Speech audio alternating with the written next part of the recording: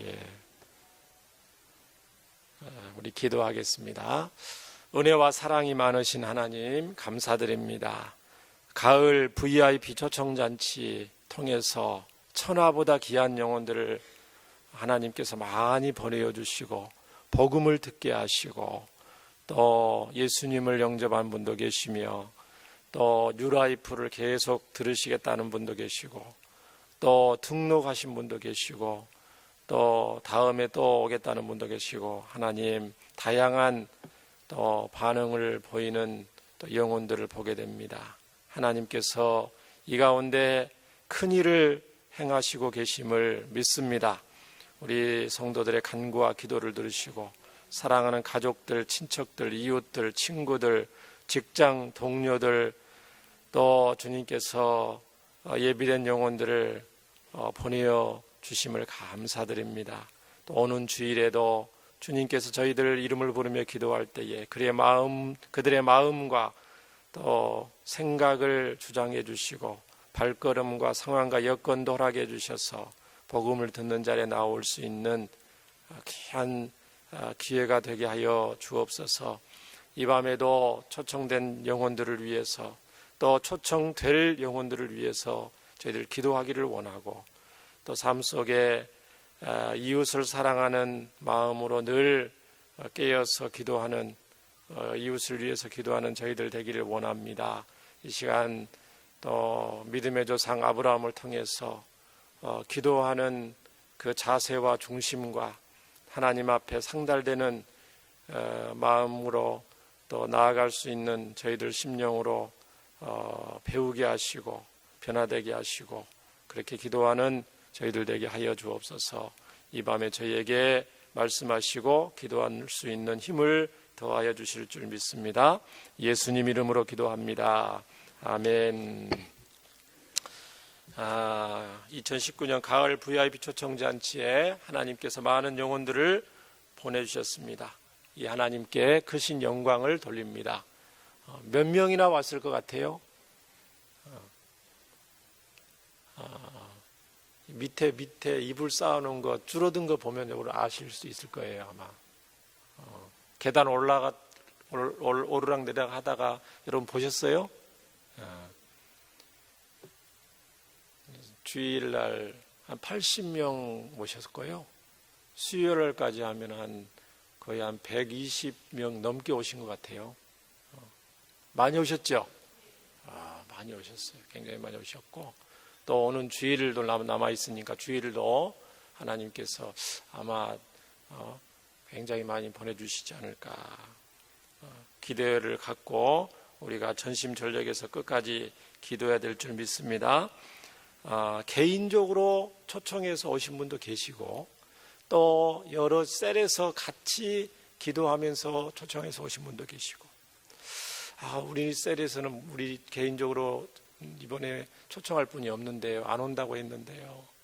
그런 분은 어떻게 하겠어요? 나는 이번에 초청 못하니까 그냥 아무것도 할 수 없다. 그런 생각하면 안 되겠죠. 여러분이 기도한 것들이 다 연합해서 개인적으로 초청되어 오신 분, 셀에 초청되어 오신 분들 하나님께서 역사하고 계신 줄 믿습니다. 그렇기 때문에 나를 통해서 초청되어 왔다고 해서 나의 혼자의 공로로 돌릴 것이 아니고 우리 오늘의 교회 성도들이 특별 새벽 기도를 했고 우리 셀에서 기도했고 교육자들과 모든 성도들이 연합해서 기도해서 이분이 정말 상황과 형편이 안 되는데도 이렇게 오셨구나. 이 초청잔치 하다 보면 온다고 장담을 하고 꼭 온다고 했던 분이 막상 당일날 되면 무슨 일이 있어서 안 오신다는 분 꼭 있죠. 그리고 또 안 온다고 하고 안 올 것 같이 하고 시큰둥하게 했음에도 불구하고 전날 당일날 또 오신 분도 계세요. 어떤 분은 이런 분이 있더라고요. 평소에 아시는 분도 아니에요. 아는 분도 아닌데 초청하고자 하는 소원이 충만한 집사님이 계셔요. 근데 주위에 마땅히 이번에 오겠다는 분이 없어요. 그래서 이제 소원을 가지고 기도를 하는데 아파트가 많잖아요. 여기 아파트가 많으니까 아파트 하면서 아파트에 그 청소하는 아줌마들 있죠. 아줌마들과 안면이 있어서 이 초청잔치 초청을 했어요. 그랬더니 그분만 아줌마 혼자 오신 게 아니고, 혼자 오기는 좀 뻘쭘하니까 같이 청소하는 아줌마들 또 2명을 더 데려왔어요. 그래서 그분을 위해서 막 이렇게 여러 번 막 초청하고 그런 건 아니지만 그 마음과 소원을 가지고 이렇게 초청을 하니까 하나님께서 마음을 열어주셔서 이렇게 오시는 것을 보게 됩니다. 또 초청되어 왔다고 해서 오면은 그게 끝이 납니까? 아니죠. 아까 다양한 반응을 보였던 것처럼 말씀을 들어도, 생명의 말씀을 들어도, 여러분 그분들의 입장을 한번 생각해 보세요. 태어나서 처음으로 교회 한번 오신 분도 계세요. 어떤 분은 어렸을 때 교회 몇 번 가고 이번 초청잔치에 처음 오신 분도 있다고 그러더라고요. 그러면 그분이 우리 아브라함 올에 딱 들어와서 말씀을 들을 때, 목사님 말씀 예배하는 우리 성도들이 예배하고 있고 말씀을 증거하는데 말씀을 집중해서 쏙 듣겠어요? 아니면 이렇게 이것저것 둘러보겠어요? 여러분 입장이라, 처음 여러분 입장이라면 자 입장에서 우리 교회 딱 아브라함을 들어서 의자에 앉아 있는데 예배를 드리는데 처음 왔어 지금. 말씀에 집중해서 듣겠어요? 아니면 찬양대 관심, 이 사람 저 사람 뭐하나, 교회는 어떤 곳인가 막 둘러보겠어요? 둘러보겠죠? 둘러보는 거예요. 목사님 말씀 들으면 목사님 말씀에 보다는 목사님이 어떻게 생겼는가 그런 거 관심 있고, 저 목사가 어떻게 말씀을 하나, 그러니까 온통 다른 것에 일단은 관심이 있겠죠. 그러는 가운데 전해지는 말씀이, 한 말씀이 이제 가슴에 와닿고, 그 말씀이 나도 그 평소에 그렇게 고민을 하고 그 부분에 대해서 해답을 못 찾았는데 저 목사님이 저런 말씀을 하네. 그러면 나도 한번 진지하게 그 부분을 생각해야 되겠다. 그런 부분이 있을 거 아닙니까? 그렇죠? 그러니까 영적인 이제 호기심이죠. 영적인 호기심. 그러면서 한 번, 2번 올 때 하나님께서 마음을 열어주시고 눈을 밝혀주시고 들을 길을 열어주셔서 결국은 예수님을 인격적으로 만나는 분도 계실 줄 믿습니다. 저와 여러분도 한두 번 복음을 전했을 때 딱 오시는 분들은 거의 없어요. 많은 사람들, 가족들, 친척들, 이웃들, 친구들 이렇게 교회 나가보자, 예수님 믿으면 진짜 좋다 했는데도 다 거절하고 당신이나 잘 믿으세요 하면서 나는 내 길 갈 겁니다 하면서 하다가 여러분 어느 순간 하나님께서 마음을 열어주셔서 그렇게 배쳐가던 복음을 받아들이는 분도 많이 있을 줄 압니다. 그래서 저희들은 끝까지 그 영혼들을 위해서 기도하는 하나님의 백성들이 되어야 될 줄 믿습니다. 이웃을 위해서 기도했던 많은 사람들이, 성경의 인물들이 있는데 오늘 믿음의 조상 아브라함도 그 중에 한 분이에요. 오늘 잘 아는 본문입니다. 소돔 백성들을 향해서 아브라함이 중보 기도하는 내용이죠. 특별히 2가지 아브라함의 기도의 중심을 살펴보면서 저희들도 영혼들을 위해서 이 밤에 또 기도할 건데, 할 수만 있으면 아브라함의 중심을 저희도 배워서 그렇게 기도하면 좋겠습니다. 첫 번째, 아브라함은 이웃을 위해서 기도했던 아브라함은 기도할 때에 하나님의 마음을 잘 알고 기도한 분이었어요. 하나님의 마음을, 기도의 대상자이신 하나님의 마음, 하나님이 원하시는 것이 무엇인지를 잘 알고 기도한 분이라는 거예요.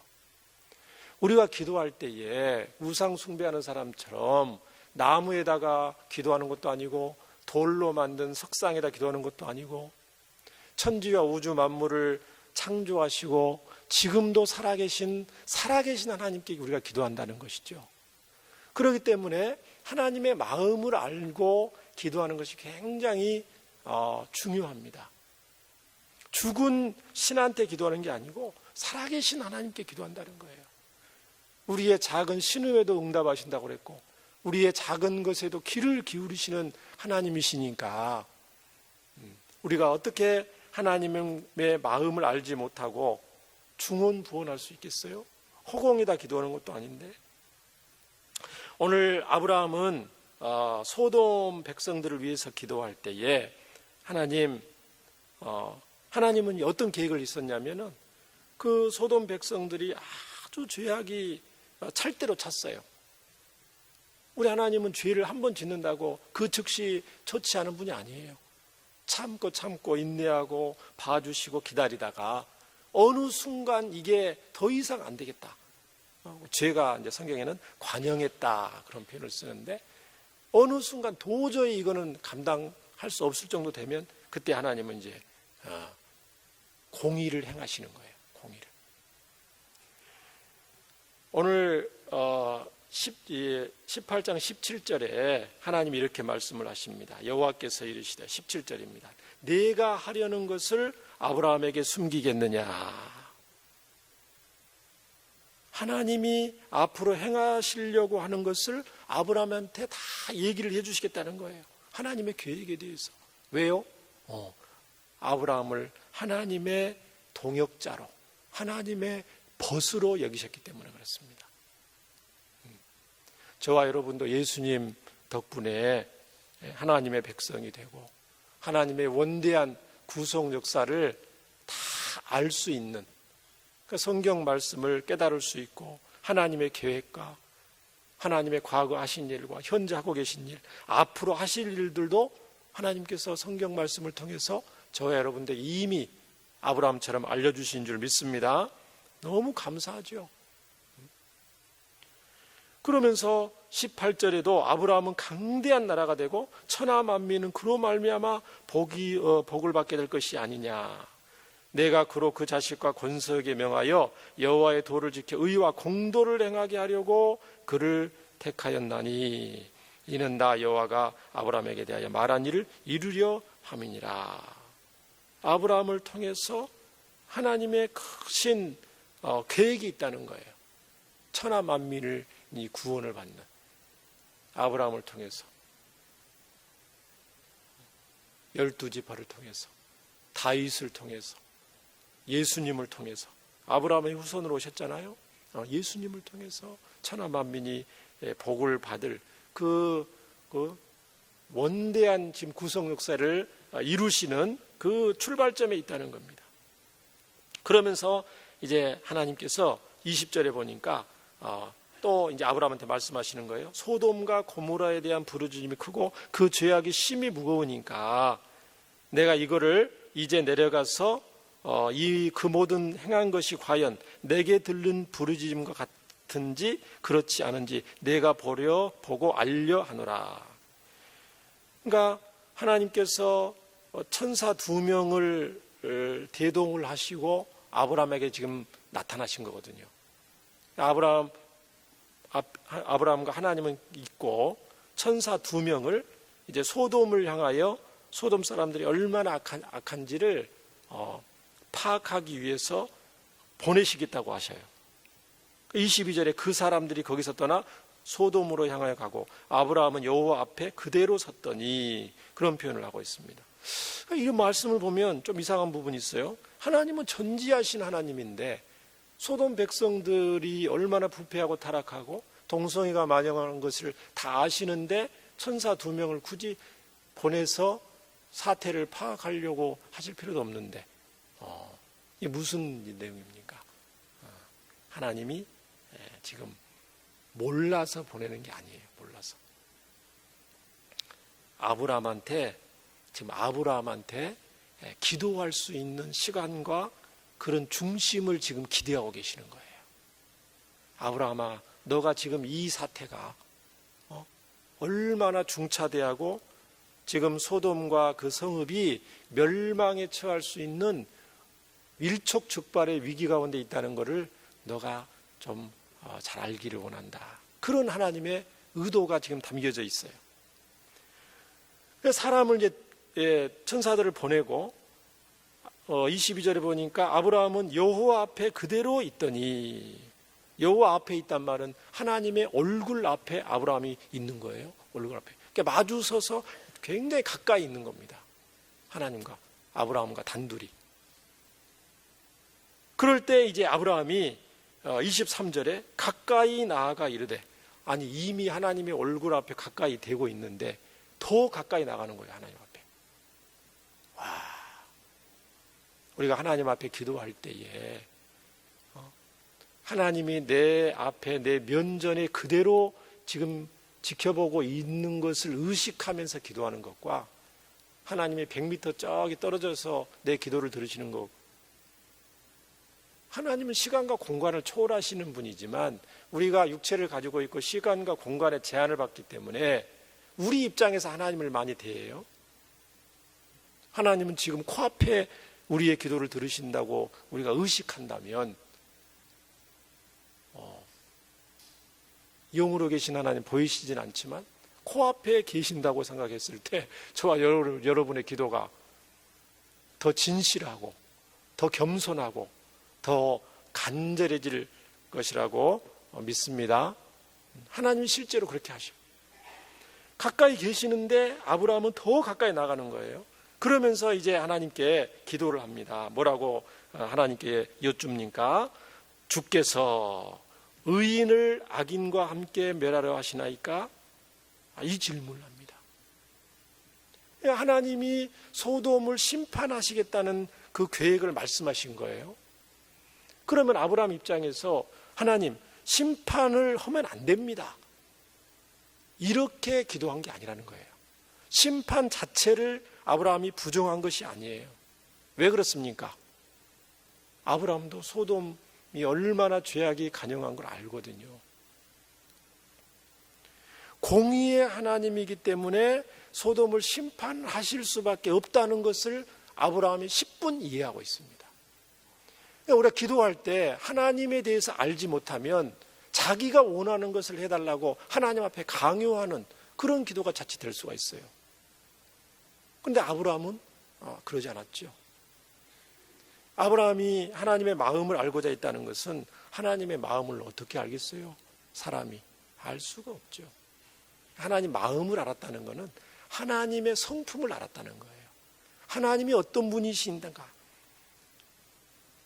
자기를 75세의 나이에 불러주시고 여기까지 인도해 오신 그 하나님을 볼 때에 우리 하나님은 공의의 하나님이고 동시에 사랑의 하나님이다. 온 우주 만물을 창조하신 하나님이다. 이 하나님을 아는 거죠. 그래서 하나님의 성품을 생각하면서 이웃을 향하여 기도하는 아브라함의 모습을 알 수가 있는 거예요. 그런데 23절에 아브라함이 이렇게 기도합니다. 하나님, 의인과 악인을 함께 멸하시려나이까? 그런 질문을 합니다. 의인은 차디크라는 그 원어를 썼는데, 의인은 뭡니까? 성경에서 말하는 의인은 죄를 한 번도 안 짓는 사람을 의인이라고 그러나요? 도덕적으로 완벽한 사람? 성품적으로 흠이 없는 사람을 의인이라고 그래요? 세상에서 말하는 의인과 성경에서 말하는 의인이 글자는 같지만 의미는 다릅니다. 세상에서 말하는 의인은 뭐 도덕적인 어떤 기준일 수 있지만 성경에서 말하는 것은 도덕적인 어떤 그거보다는 언약적인 개념이 많아요. 그러니까 늘 염두를 해야 돼요. 성경에서 말하는 의인이다. 의인은 믿음으로 말미암아 살리라. 그럴 때 그 의인이 뭔가? 성경 전체에서 말하는 의, 하나님 말하는 의인, 하나님의 의인은 하나님과 바른 관계를 맺고 하나님의 말씀을 붙잡고 살려고 하는 사람을 하나님은 의인이라고 말씀하세요. 의인이라는 개념을 우리가 잘 알기 위해서 대표적으로 유다와 그 며느리 다말 사이에 누가 더 의인인가를 보면 알 수가 있습니다. 다말은 며느리였는데 불구하고 자기 시아버지를 통해서 후손을 낳으려고 계획을 했던 사람이잖아요. 도덕적이에요, 부도덕적이에요? 굉장히 비도덕적이죠. 부도덕한 여자죠. 그런데 성경에서는 아브라함과 이삭과 야곱, 그 다음에 유다잖아요. 믿음의 조상 유다보다도 유다 민족, 유다 족속, 유대인 다 이 유다잖아요. 굉장히 중요한 인물이라는 거예요. 유다의 후손 중에서 예수님이 태어났으니까 예수님의 직계 조상이란 말이에요. 그런데 그 유다보다도 부도덕한 며느리 다말이 더 의인이라고 말을 해요. 왜 그렇습니까? 도덕적으로는 부도덕할지 몰라도 하나님의 약속의 말씀을 붙잡고 행하는 면에 있어서는 유다보다도 다말이 더 성경적으로 의인이라는 거예요. 너는 나보다 의롭도다. 유다가 그렇게 고백을 합니다. 그렇기 때문에 성경에서 말하는 의인은 도덕적으로 조금 흠이 있다 할지라도 하나님과 바른 관계를 맺고 하나님의 말씀을 붙잡고 사는 사람, 신약적으로 말하자면 예수님을 구주로 영접하고 예수님 믿음으로써 거듭난 사람을 말합니다. 그러니까 예수님을 믿고 하나님 백성이 된 사람을 의인이라고 그래요. 그러니까 하나님을 믿는 의인을 악인과 함께 멸하시려고 합니까? 25절에도 이런 말씀합니다. 주께서 이같이 하사 의인을 악인과 함께 죽이심은 부당하오며 의인과 악인을 같이 하심도 부당함이니이다. 세상을 심판하신 이가 정의를 행하실 것이 아니니까. 하나님의 성품을 근거로 해서 기도를 하는 거예요. 이웃을 위해서 기도할 때 하나님 무조건 저 영혼을 구원해 주세요, 그렇게 기도하는 게 아니고 하나님의 성품의 근거에서 하나님의 영광의 근거에서 저 영혼들을 구원해 주옵소서. 저 사람들이 무슨 도덕적으로 훌륭해서가 아니고, 아니면 저 사람들이 도덕적으로 굉장히 죄가 많기 때문에 하나님 처치하세요, 그게 아니고 하나님의 성품의 기초에서 그 영혼들을 바라보는 거예요. 하나님의 관점에서, 하나님의 눈으로 영혼들을 돌아보는 거예요. 하나님의 마음을 가지고 여러분의 가족들과 불신, 아직 예수님 믿지 않는 불신자들, 가족들, 이웃들, 부모, 형제들, 친척들, 친구들, 동료들을 지금 바라보는다는 겁니다. 아니, 아브라함이 소돔 백성들을 뭐가 좋겠어요? 죄가 많고,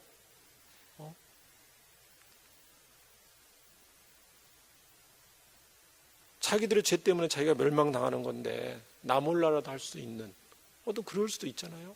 근데 왜 소돔 백성들을 위해서 아브라함이 지금 이렇게 기도하는 것입니까? 아브라함은 이렇게 하나님의 마음을 헤아렸습니다. 하나님의 정의로운 성품을 인하여 소돔을 심판하시옵소서. 소돔 백성들을 심판하시되 하나님의 정의로운 성품에 기초하여 심판하시옵소서. 의인과 악인을 똑같이 대하는 것이 아니라 의인은 의인대로 하나님 구원하시고 악인은 악인대로 심판하는 것이 하나님 앞에 옳은 줄 압니다.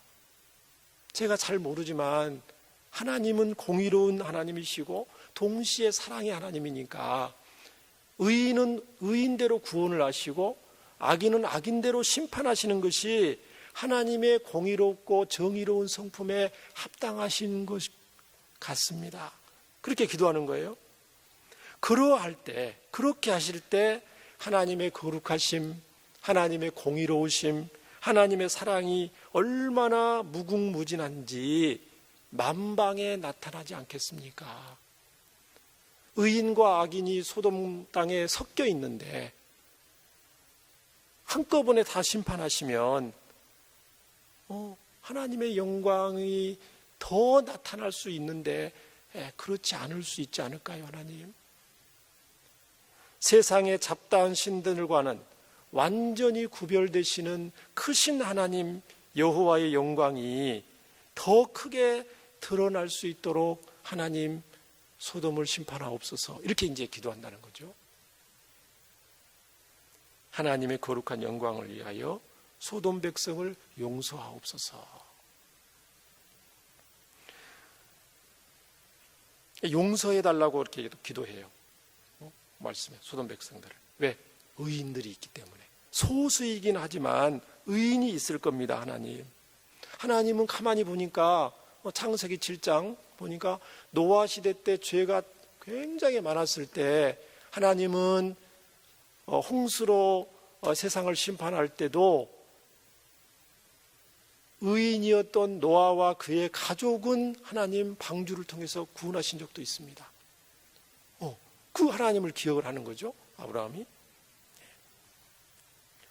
그러면서 하나님 이 아브라함이 숫자를 이제 거론을 합니다. 아브라함이 생각을 하는 거예요. 하나님, 소돔에 50명의 의인이 있으면은 하나님, 적은 인원이긴 하지만, 소수이기는 하지만 50명의 의인이 있으면 그 소돔을 멸하시겠습니까? 그렇게 조심스럽게 하나님 앞에 여쭤봅니다. 왜 50명이라는 숫자를 제시를 했을까요? 그러니까 소돔에는 소돔만 있는 게 아니고 소돔도 있고요, 고모라도 있고요, 그 수보임, 아드마, 소알, 이렇게 5개 성읍으로 구성이 됐답니다. 그러니까 근데 이 성경에 보니까 소돔은 소알이라고도 하고 물이 넉넉하기 때문에 굉장히 평지이기도 하고 가축들도 많이 재배할 수 있는 곳이에요. 그럼 사람들이 많이 모이겠죠. 굉장히 큰 성읍이라고 할 수 있어요. 그래서 그 큰 성읍에 50명이면 굉장히 적은 소수를 말하거든요. 아브라함 생각에서는 이렇게 생각할 수 있어요. 어떤 학자들은 5개 성읍이니까 최소한 한 성읍에 10명씩 해서 최소한 한 성읍에, 큰 성읍에 10명씩은 있지 않겠느냐, 의인들이. 그렇게 생각해서 50명을 하나님 앞에 제안하는, 그렇게 했다고 하는 학자들도 있어요. 하나님의 크신 긍휼을 신뢰했기 때문에 그렇게 많은 숫자, 소돔과 그때 인구가 몇 명인지는 알 수가 없죠. 5,000명이 있었다. 한 성읍에 5,000명이 있었다 그러면은 50명이니까 100분의 1이죠. 100명 중에 그래도 한 명은 있지 않았을까? 5만 명이라고 그러면, 한 성읍에 5만 명이라고 하면은 1000분의 1이죠. 1000명 중에 한 명 정도는 의인이 있지 않을까? 굉장히 소수잖아요. 하나님은 너무 긍휼이 크시기 때문에 1대1이 아니고 그런 소수라도 의인을 주목하셔서 그 많은 악인들까지도 의인 때문에라도 하나님을 용서하실 수 있는, 그러니까 사랑의 하나님, 공의 하나님 중에서 사랑의 하나님을 더 지금 아브라함은 더 주목하는 거죠. 그걸 강조하는 거죠. 100명 중에 한 명, 5만 명이라고 그러면 1000명 중에 한 명이잖아요. 하나님의 그런 성품을 가지고 기도하는 모습을 보게 됩니다. 저와 여러분도 이웃을 향해서 기도할 때 그 기도가 과연 하나님의 성품과 영광을 드러내는 데 합당한가, 우리가 돌아보면서 아브라함처럼 기도하면 좋겠습니다. 우리의 기도가 언약의 말씀에 합당한가를 늘 염두에 두고 기도하는 기도의 용사들이 되기를 주의 이름으로 축원합니다. 역대하 7장에 보니까 하나님은 기도하는 하나님의 백성들이 하나님의 마음을 알기를 원하시는 것을 볼 수가 있어요. 제가 일부러 이 본문을 찾으려고 한 거 아닌데 오늘 새벽 예배 말씀이 역대하 7장을 봤어요. 그런데 공교롭게도 좀 일맥상통하는 부분이 있어서 함께 잠깐 보기를 원합니다. 역대하 7장을 한번 펴주시기 바랍니다. 구약성경 664페이지입니다. 구약성경 664페이지 역대하 7장에 보시면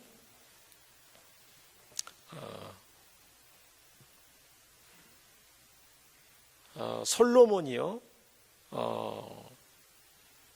솔로몬 성전, 또 예루살렘 성전이라고 그러죠. 예루살렘 성전을 이제 지었어요. 7년 반 동안, 7년 6개월 동안 정말 공을 들여서 예루살렘 성전을 짓고 성막 중심에 여호와의 언약궤를 성전에다가 놓고 이제 준공식을 마친 거죠. 준공식을 하면서 하나님 앞에 기도하는 장면이 역대하 6장에 나와 있고요. 역대하 7장에는 솔로몬의 기도가 끝나니까 하나님이 응답을 해주시는 거예요. 응답해 주시면서 하나님이 기뻐하시면서 나타나셔서 솔로몬에게 이런 말씀을, 역대하 7장 11절에 보시면 솔로몬이 여호와의 전과 왕궁 건축을 마치고 솔로몬의 심중에 여호와의 전과 자기의 궁궐에 그가 이루고자 한 것을 다 형통하게 이루느니라.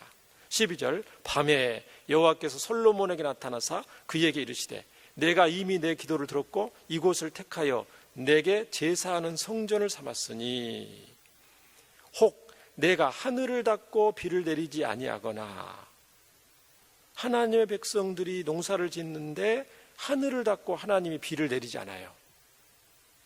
아니, 비를 내려야 되는 거 아니에요? 하나님의 백성이 농사를 짓는데. 혹 메뚜기들에게 토산을 먹게 하거나, 누가 메뚜기들에게 토산을 먹게 하는 거예요? 하나님께서. 하나님의 백성들이 농사를 열심히 지었는데 메뚜기들을 보내가지고 농사를 다 갉아먹었어요.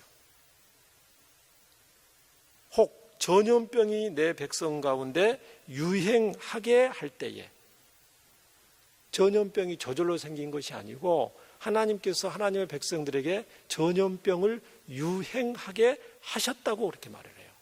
주어가 하나님이에요. 근데 왜 그렇게 했습니까? 하나님은 하나님 백성들한테 무조건 잘해 줘야 되는 거 아니에요? 무조건 잘 되게 해 주셔야 되는 거 아니냐고요. 그러면 좋은데 잘 되게 하시는 게 하나님의 간절한 소원인데 7장 14절에 보니까 하나님의 백성들이, 하나님의 이름으로 일컫는 하나님의 내 백성이 악한 길에 빠져 있는 거예요. 하나님의 백성들이 하나님을 떠나서 자기 멋대로 신앙생활을 하는 거예요. 그리고 스스로 낮추고 기도하여, 교만한 거죠. 하나님을 겸손히 하나님을 하나님으로 인정하고 하나님의 말씀을 생명처럼 귀하게 여기고 세상에 좀 손해를 보더라도 하나님 말씀을 붙잡고 나아가고 하나님의 맡겨주신 사명을 생명처럼 귀하게 여기고 충성하며 살아야 될 건데, 그걸 다 내팽개치고 눈에 보이는 세상 사람들 쫓아가는 거예요. 우상을 쫓아가는 거예요. 세상의 가치관과 세상 사람들이 하는 유행과 풍속을 따라가는 거예요. 교만한 거죠. 하나님을 하나님으로 인정하지 않는 거니까. 그러니까 하나님께서 하늘에 비를 닫고 비를 내리지 않게 하시고 메뚜기들을 보내기도 하시고 때로는 더 말도 안 들으면 전염병 같은 질병을 내리기도 한다는 거예요. 하나님께서. 그런데 그 하나님의 백성이 악한 길에서 떠나는 거예요. 스스로 낮추고 기도하고 하나님께 잘못했다고 죄송하다고 회개하고 돌이키는 거죠. 하나님 얼굴을 찾는 거죠. 그렇게 하면 어떻게 하신다고요? 하나님께서 하늘에서 듣고 그들의 죄를 사하고 그들의 땅을 고칠지라.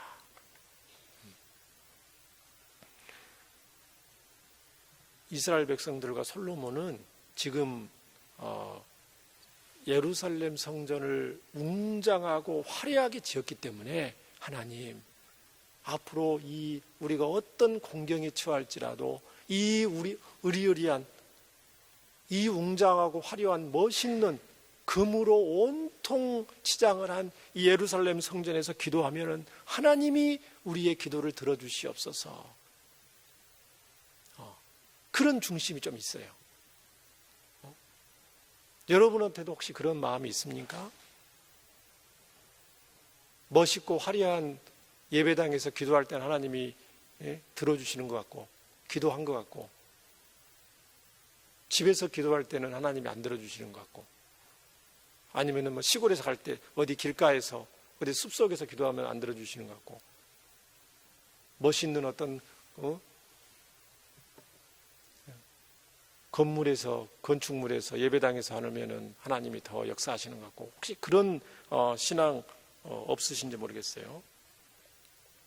하나님은 건물보다도 장소보다도 마음과 중심이 중요하다는 거예요. 그걸 하나님 말씀을 하셔요.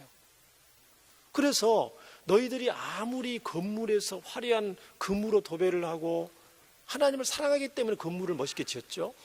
거기서 예배 드리려고, 거기서 제사하려고, 거기서 기도하려고 멋있게 지는 거예요. 근데 그거보다도 오늘 17절에도 보면 내가 만일 내 앞에 행하기를 내 아버지 다윗이 행한 것 같이 하여 내가 내게 명령한 모든 것을 행하여 내 율례와 법규를 지키면, 그래서 하나님의 말씀을 중심으로 살면, 건물 중심의 신앙이 아니고 하나님의 변함없는 약속의 말씀 붙잡고 사는 신앙일 때 하나님께서 다윗과 약속했던 모든 복들을 자자손손 대대로 주시겠다, 하나님 이렇게 말씀을 하셔요. 그런데 만일 19절부터 보면 너희가 돌아서서 하나님의 말씀과 율법을 헌신짝처럼 여기고 하나님 말씀을 소홀히 하면서 화려하고 웅장한 이 성전에서 손을 들고 기도하고 제사를 지내고 하면은 어떻게 된다고요? 그 뒤에 나와 있어요.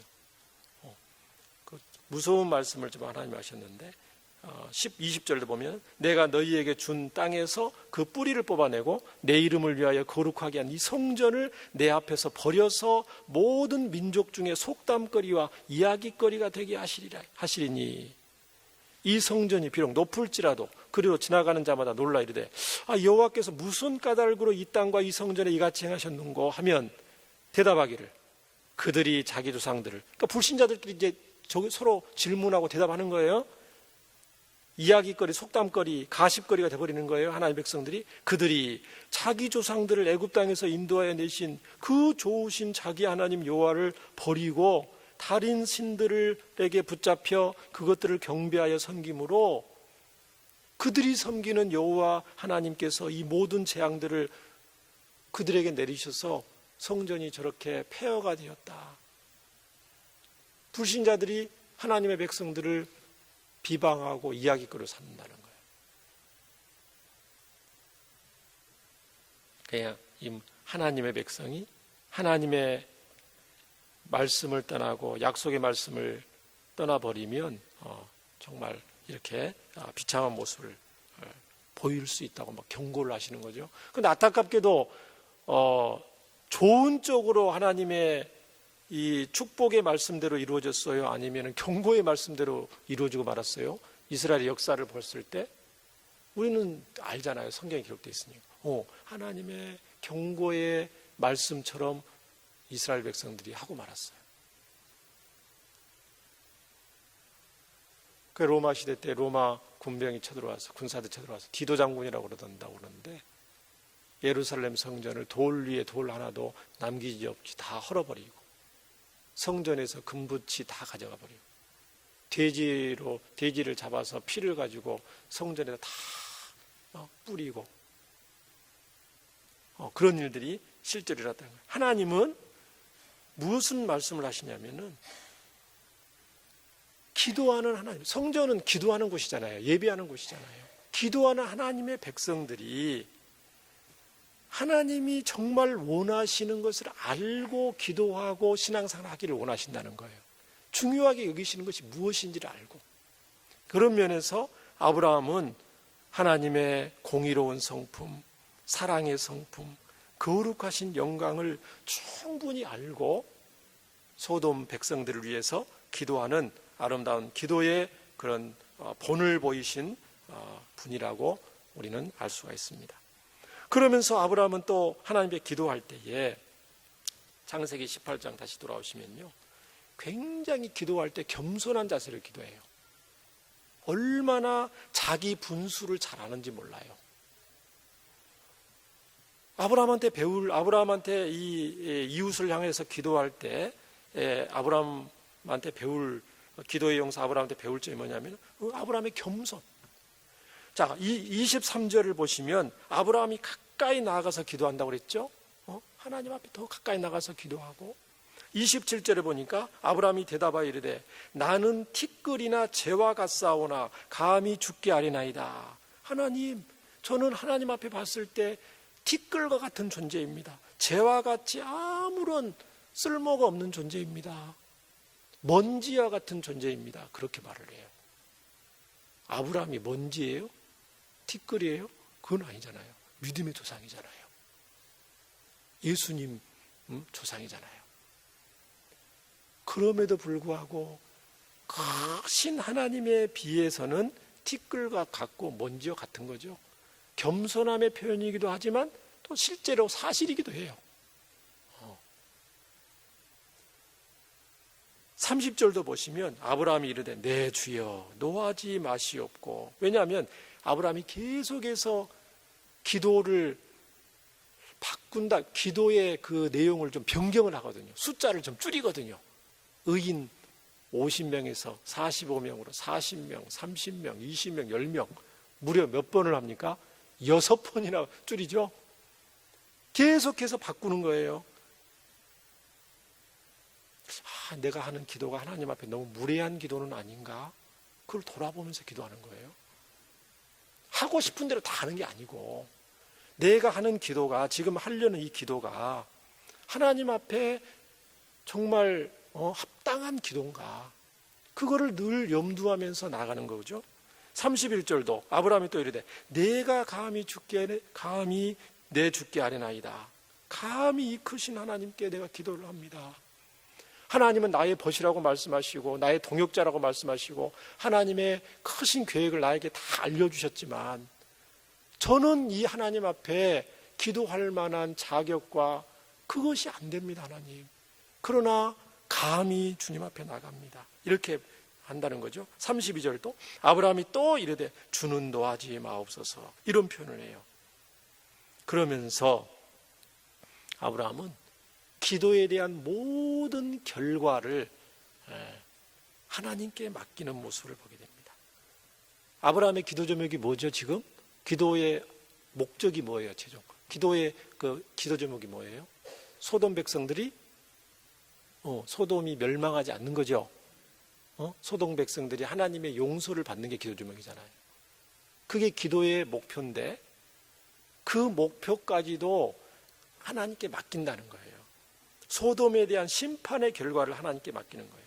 응답은 하나님의 주권이요, 하나님의 소관이라는 것을 분명히 알고 있었어요. 예수님의 어떤 기도가 연상이 되죠. 아버지여, 내 뜻대로 마시옵고 아버지의 뜻대로 되기를 원합니다. 저와 여러분도 그렇게 기도해야 될 줄 믿습니다.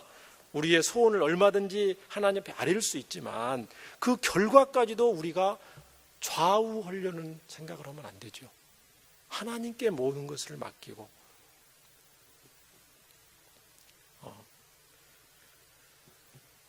마지막으로 이 아브라함의 이 기도, 이웃을 위해 기도했던 아브라함은 하나님 하려면 하시고 말려면 마세요, 그런 중심이 아니고 절박한 마음으로 간절히 기도한 모습을 볼 수가 있습니다.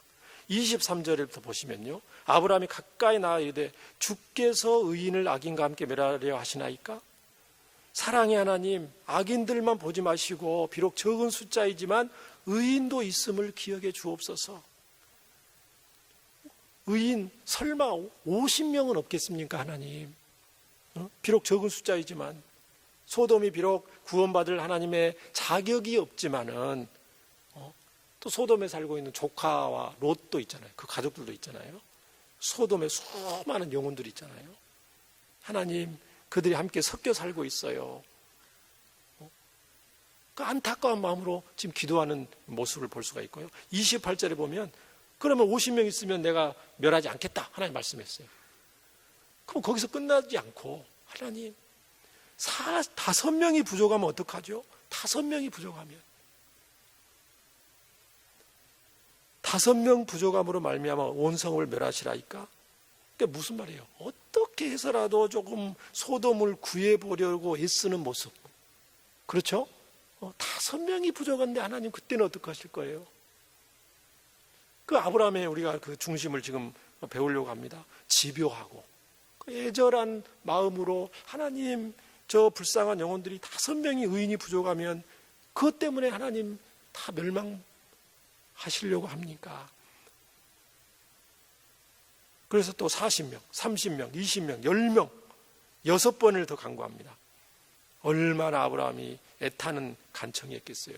한 번, 한두 번도 아니고, 염치도 불구하고, 하나님 앞에 죄송하기도 하고, 꺼내기도 뭐하지만, 얼마나 애타는 심정이었으면 그 숫자를 조금이라도 줄여서 10명까지. 10명은 한 가정이 보통 10명이라고 그래요. 그 당시. 그러니까 부모님이 신앙생활 하면 자녀들도 신앙생활 하니까 최소 아브라함 입장에서는 더 이상 내려갈 필요가 없을 10명 정도 최소한의 가정의 단위.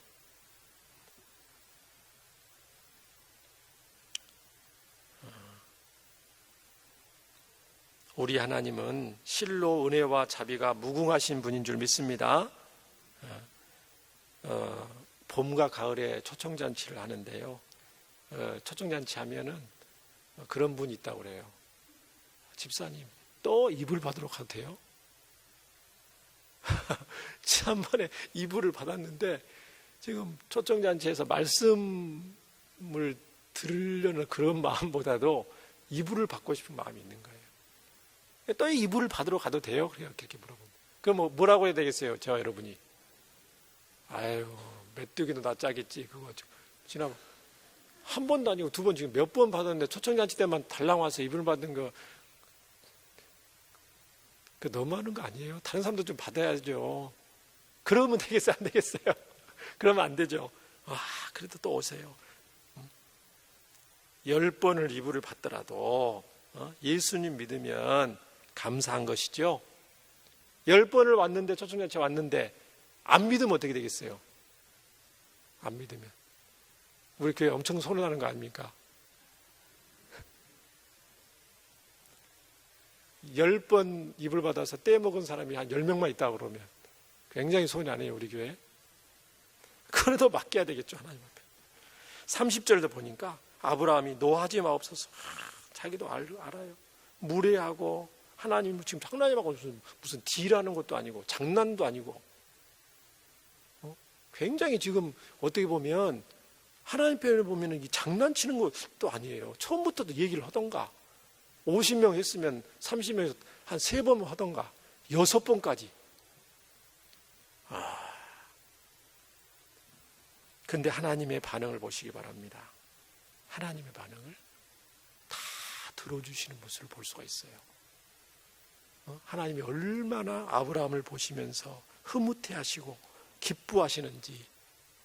아브라함은 염치가 없고 하나님 앞에 너무 무례한 거 아닌가 그렇지만 하나님은 아브라함의 그런 간절한 마음, 영혼을 사랑하는 마음, 조금 어떻게 하면 구원을 받게 하려는 그런 아브라함을 보시면서 잘한다. 참으로 기특한 내 종이다.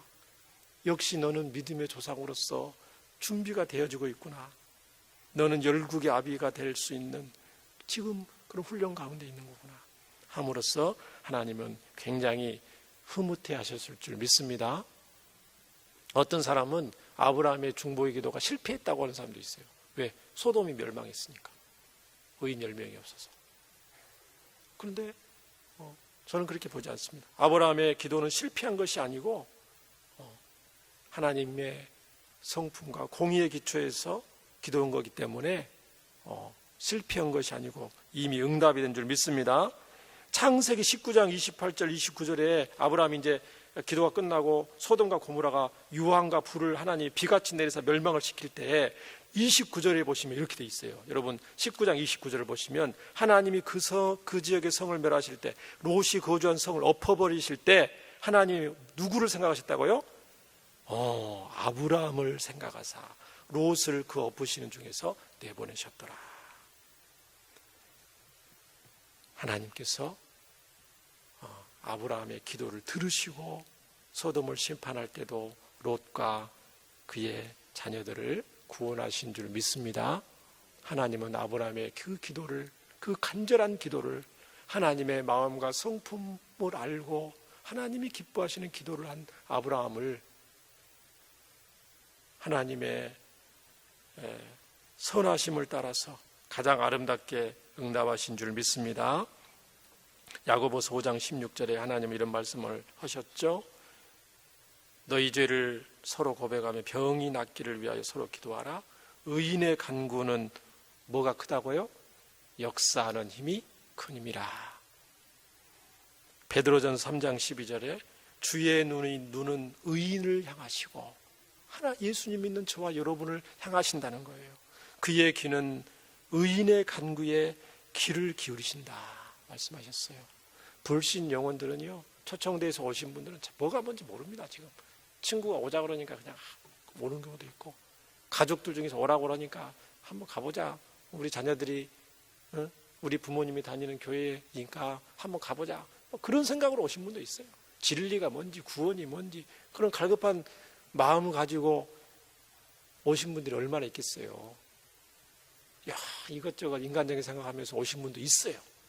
있지만 저와 여러분이 그 영혼들을 위해서 기도할 때에, 이번 초청잔치에 참석한 영혼들을 위해서 하나님께서 큰 일을 행하실 줄 믿습니다. 이번에 이미 오신, 주일날 수요일날 이미 오신 그분들에게 그 영혼에 큰 파도를 일으켜 주셔서 하나님의 백성으로 살게 하옵소서. 저와 여러분 기도해야 될 줄 믿습니다. 또 오는 27일 날 초청되어 오실 분들, 마음과 발걸음, 상황과 여건을 하나님 주장해 주옵소서. 오셔서 왔다 그냥 가는 게 아니고, 왔을 때에 영적인 눈을 열어주시고 들을 귀를 열어주셔서 말씀 통해서 진리를 깨달을 수 있는 귀한 시간 되게 해달라고 저희들 기도해야 될 줄 믿습니다. 이번 기회가 아니면은 다시는 우리 예배당에 오실 수 없는 분도 있을 수 있어요. 이번 초청잔치가 아니면 평생 마지막 기회가 있는 분도 있을 수가 있어요. 다음 기회에 오실 분도 있을 수도 있지만, 이번 기회에 아니고서는 다시는 교회에 한 번도 복음을 들으러 오실 수 없는 분들도 있을 수 있다니까요. 어떻게 알겠어요, 우리가 앞길을. 아브라함의 기도를 기뻐하셨던 살아계신 우리 하나님께서 저희들의 간절한 기도를 통해서 초청된 분들이 예수님을 꼭 만나고 인생이 변화되는 역사적인 순간이 되게 하실 줄 믿습니다. 이 시간 우리 함께 기도하면 좋겠습니다. 아브라함의 중심과 믿음을 담게 하옵소서. 하나님의 성품을 위해서 또 영혼을 간절한 마음으로 품고 기도하는 저희들 되게 없어서 기도합니다. 하나님 아버지, 감사와 찬양과 영광을 돌립니다. 동성애 제약으로 하나님의 심판을 받아야 마땅한 소돔의 백성들을 위해서 간절한 마음으로 하나님 앞에 기도하는 아브라함의 믿음의 조상의 기도의 모습을 우리가 살펴봤습니다. 하나님, 공의의 하나님, 사랑의 하나님의 성품을 헤아리고 하나님의 마음과 하나님의 눈으로 영혼들을 바라보는 그의 중심을 저희들도 담게 하여 주시고, 하나님 앞에 나아갈 때에 겸손한 마음, 진실한 마음, 자기 자신을 아는 그런 마음으로 주님 앞에 나아가는 저희들 되게 하여 주시옵소서.